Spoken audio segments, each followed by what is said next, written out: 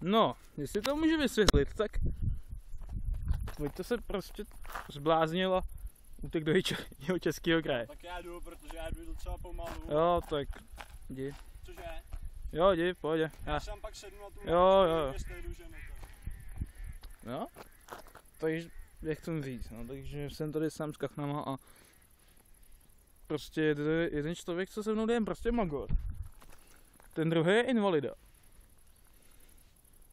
No já jsem úžasný. Ježiš, to je strašný. A jak Vojta si doběh do český, aha, asi někde viděl. Tak aspoň budeme mít hezkou fotku a Vojta běží zpátky. Hej, Elánu. To je, pak to zrychlíme, běží strašně pomalu.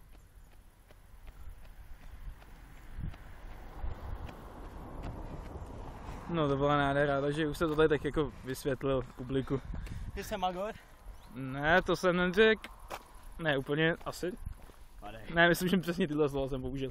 A v každém případě Martin šel trošku napřed, protože prostě já to špatně, no. Víš co? Ale myslím, že ona to špatně fyzicky, jsem špatně psychicky, no. No pak tady zbývá ta část z nás, která je na tom špatně úplně ze všech stran. Tím nemyslím sebe. To je ta nešumovská krev, vole. Jo, to je ono.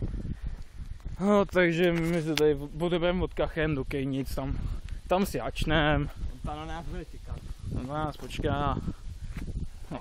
Ale tak oboha. To už jinak na tom mobilu. To vždycky vypadá, no dobře, to už nevypadá tak dobře, ale je to prostě bezva. Dokud se jde, je to dobrý. Jo. Se půjde. Je to bude dobrý. No. Tak to teďka zase chvilku vypneme.